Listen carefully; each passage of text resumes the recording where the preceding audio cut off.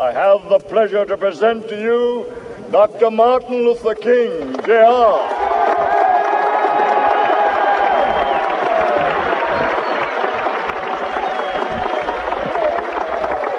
I am happy to join with you today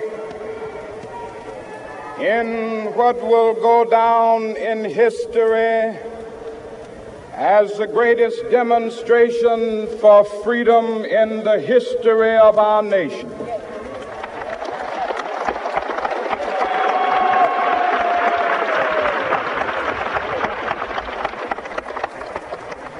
Five score years ago,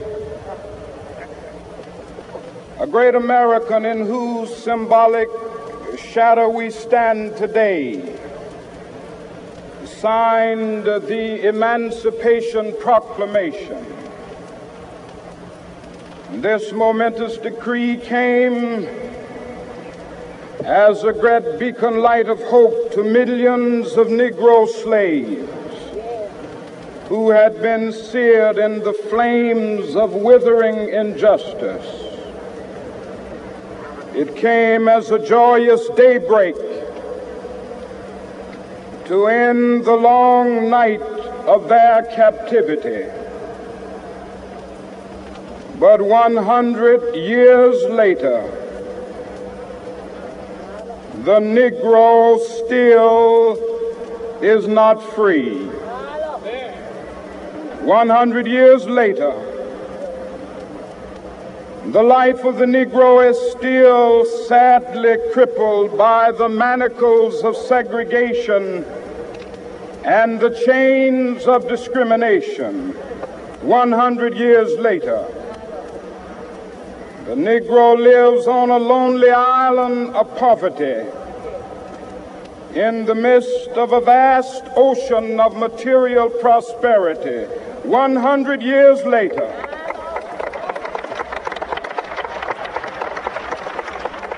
the Negro is still languished in the corners of American society and finds himself in exile in his own land. And so we've come here today to dramatize a shameful condition. In a sense, we've come to our nation's capital to cash a check. When the architects of our republic wrote the magnificent words of the Constitution and the Declaration of Independence, they were signing a promissory note to which every American was to fall heir. This note was a promise that all men, yes, black men as well as white men, would be guaranteed the unalienable rights of life, liberty, and the pursuit of happiness. It is obvious today that America has defaulted on this promissory note insofar as her citizens of color are concerned. Instead of honoring this sacred obligation, America has given the Negro people a bad check, a check which has come back marked insufficient funds.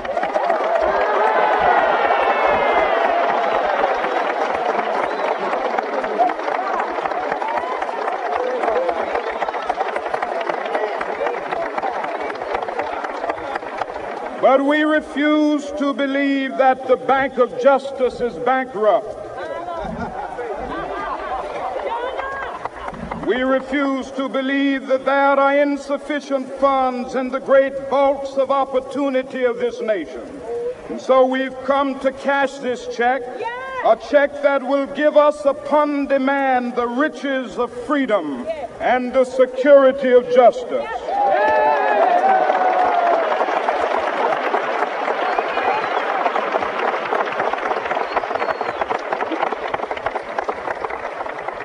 We have also come to this hallowed spot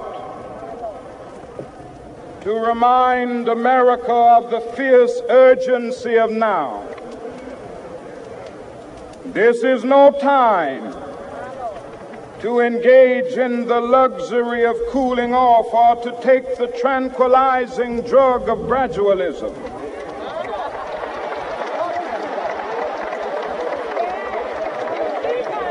Now is the time to make real the promises of democracy. Now is the time to rise from the dark and desolate valley of segregation to the sunlit path of racial justice. Now is the time to lift our nation from the quicksands of racial injustice to the solid rock of brotherhood. Now is the time to make justice a reality for all of God's children. It would be fatal for the nation to overlook the urgency of the moment. This sweltering summit of the Negro's legitimate discontent will not pass until that is an invigorating autumn of freedom and equality. 1963 is not an end, but a beginning. Those who hope that the Negro needed to blow off steam and will now be content will have a rude awakening if the nation returns to business as usual.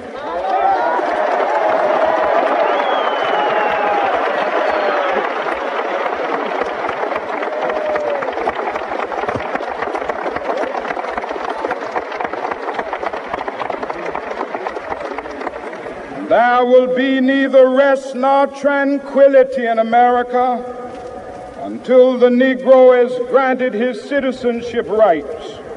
The whirlwinds of revolt will continue to shake the foundations of our nation until the bright day of justice emerges. But that is something that I must say to my people who stand on the warm threshold which leads into the palace of justice. In the process of gaining our rightful place, we must not be guilty of wrongful deeds. Let us not seek to satisfy our thirst for freedom by drinking from the cup of bitterness and hatred.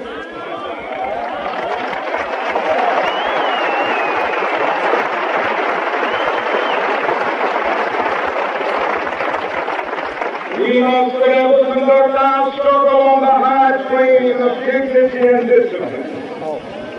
We must not allow our creative protest to degenerate into physical violence. Again and again, we must rise to the majestic heights of meeting physical force with soul force.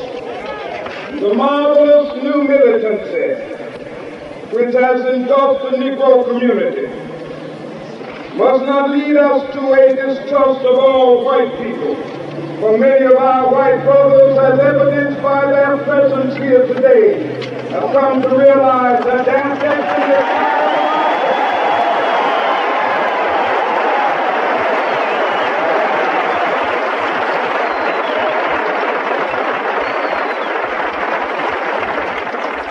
they have come to realize that their freedom is inextricably bound to our freedom. We cannot walk alone. As we walk, we must make the pledge that we shall always march ahead. We cannot turn back. There are those who are asking the devotees of civil rights, when will you be satisfied? We can never be satisfied as long as the Negro is the victim of the unspeakable horrors of police brutality. We can never be satisfied as long as our body is heavy with the fatigue of travel, cannot gain lodging in the motels of the highways and the hotels of the city.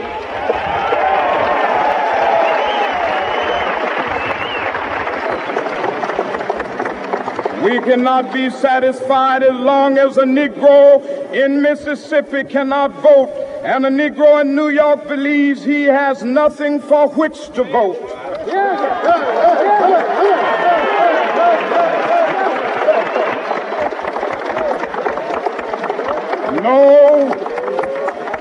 No, we are not satisfied, and we will not be satisfied until justice rolls down like waters and righteousness like a mighty stream.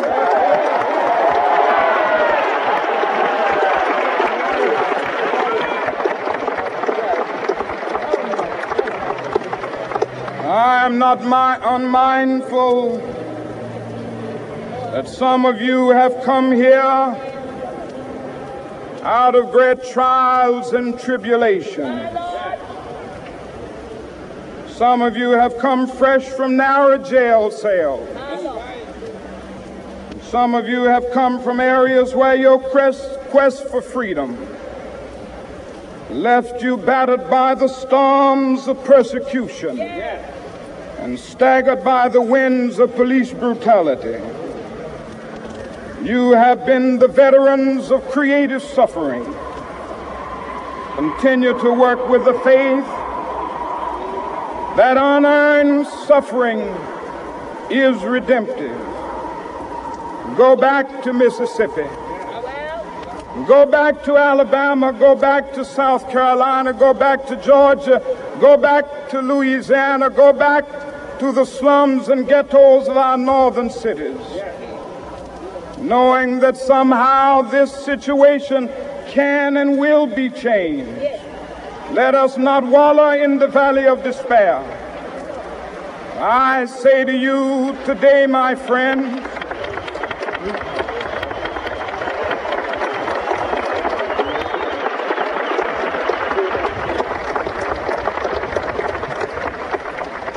so even though we face the difficulties of today and tomorrow, I still have a dream. It is a dream deeply rooted in the American dream. I have a dream that one day this nation will rise up and live out the true meaning of its creed. We hold these truths to be self-evident, that all men are created equal.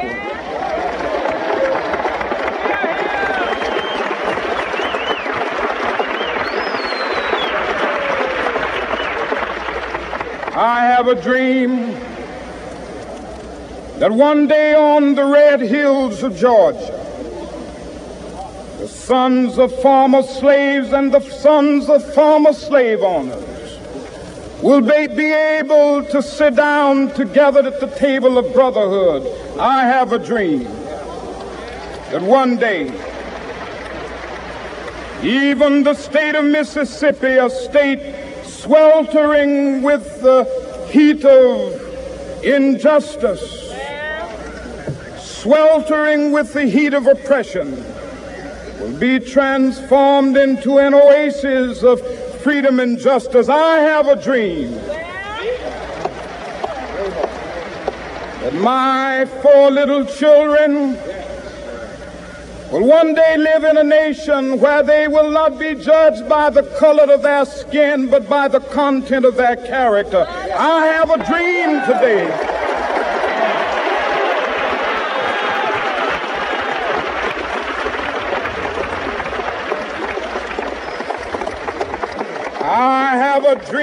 that one day down in Alabama, with its vicious racists, with its governor having his lips dripping with the words of interposition and nullification, one day right there in Alabama, little black boys and black girls will be able to join hands with little white boys and white girls as sisters and brothers. I have a dream today.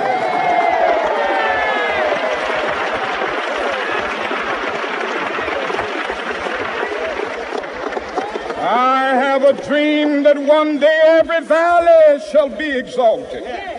And every hill and mountain shall be made low, the rough places will be made plain, and the crooked places will be made straight. And the glory of the Lord shall be revealed, and all flesh shall see it together.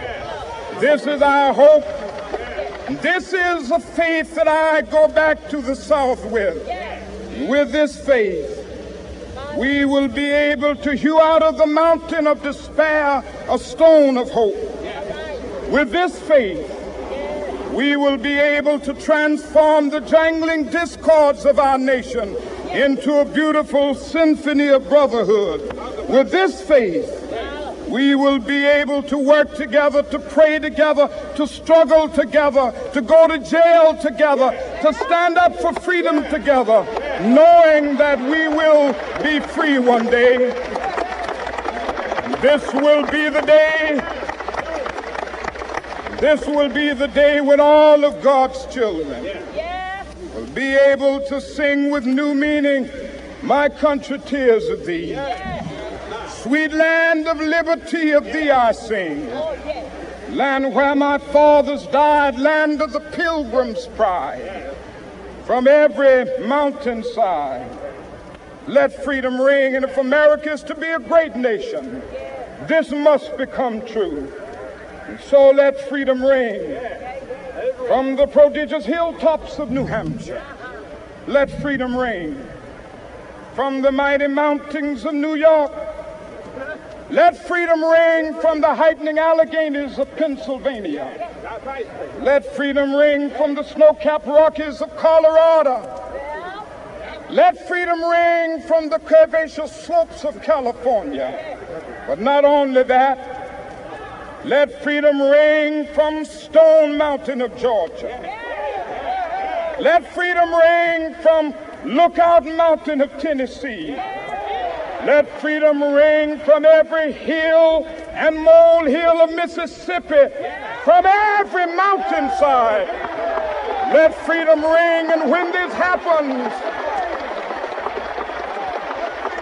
when we allow freedom ring, when we let it ring from every village and every hamlet, from every state and every city, we will be able to speed up that day when all of God's children, black men and white men, Jews and Gentiles, Protestants and Catholics, will be able to join hands and sing in the words of the old Negro spiritual, "Free at last, free at last. Thank God Almighty, we are free at last."